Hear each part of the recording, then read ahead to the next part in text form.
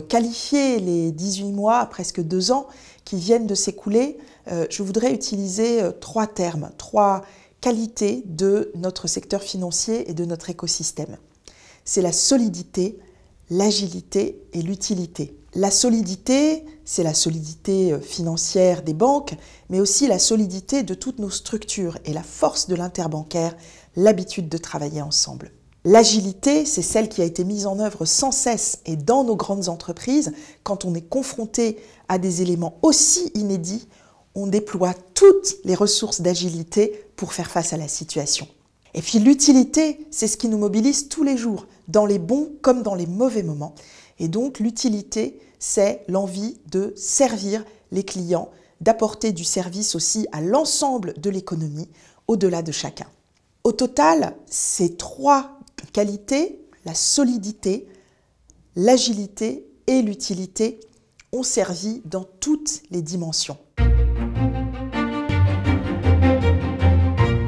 Le bilan de cette période, c'est de se dire qu'on est collectivement fiers d'avoir permis de transporter l'économie au-delà d'une crise qui était d'abord une crise sanitaire. Il ne fallait pas que l'économie pâtisse de cette situation. Et au fond, aujourd'hui, quand on voit la reprise de l'économie française, quasiment partout en France et dans tous les secteurs, quand on voit la confiance des ménages pour investir, pour reprendre un emploi, pour changer d'emploi, pour se former, et même les plus jeunes qui, au-delà de leurs études, ont pu rentrer dans le marché du travail, je crois qu'on peut être collectivement fiers d'avoir transporté l'économie avec un tissu préservé, d'avoir augmenté la confiance des clients dans leur banque, d'avoir montré que la proximité, ça avait une vraie valeur. Alors, le commerce, c'est bien évidemment à la fois la vie de tous les jours et puis les achats structurants pour la maison, par exemple, pour l'équipement, et en particulier dans cette période où la consommation s'est finalement transformée. Moins de services, plus de biens, et donc la nécessité d'accompagner l'ensemble des commerçants, des plus petits aux plus importants, des e-commerçants au commerce physique. Alors, je vais donner 2 dimensions de cet accompagnement. Je vais parler de la dimension commerciale de cet accompagnement.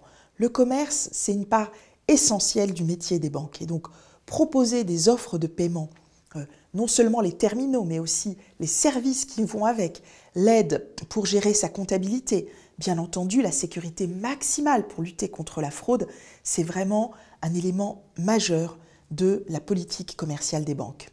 Une dimension particulière de la relation avec les commerçants, c'est aussi d'assurer une transition des obligations réglementaires en faisant en sorte que ce soit non pas douloureux, mais finalement assez fluide dans la vie quotidienne des commerçants. Par exemple, le passage à l'authentification forte qui a été demandé par la directive service de paiement numéro 2, il a fallu la gérer dans le temps.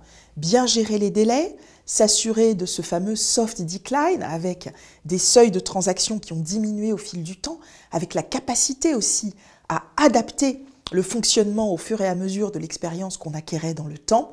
Et donc ça, je crois que ça a été le fruit d'un dialogue continu entre l'ensemble de l'écosystème, en particulier les banques, et les commerçants pour apporter les bonnes solutions, les bonnes réponses, faire en sorte que ce soit rassurant pour les clients, efficace pour les commerçants.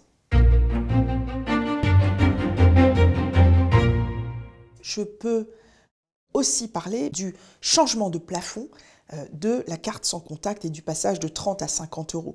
Cette décision de passer de 30 à 50 euros, elle a été prise en quelques jours seulement, en verrouillant la sécurité de la transition pour permettre au maximum de personnes d'utiliser cette faculté et pour répondre à une anxiété qui, à tort ou à raison, avait pu se répandre dans la population. Et donc ça a été un franc succès puisqu'aujourd'hui, on est proche de 5 milliards de transactions en 2020, donc une véritable explosion du nombre de transactions sans contact à laquelle on n'aurait certainement pas pensé le 1er janvier de cette année-là. Sur tous ces atouts de bon fonctionnement de notre système bancaire et de notre système financier, et puis de proximité et d'agilité, on peut bâtir beaucoup de choses. il y a plusieurs enjeux. Alors le premier enjeu, c'est d'avoir un espace européen des paiements réellement efficace, comme on peut l'avoir en France. On est très fiers de notre système national, mais si tous les citoyens européens pouvaient eux aussi avoir des paiements fluides entre eux, avec les commerçants, avec les entreprises, ce serait vraiment un grand pas pour l'Europe. Et donc cet enjeu, c'est un enjeu à la fois industriel.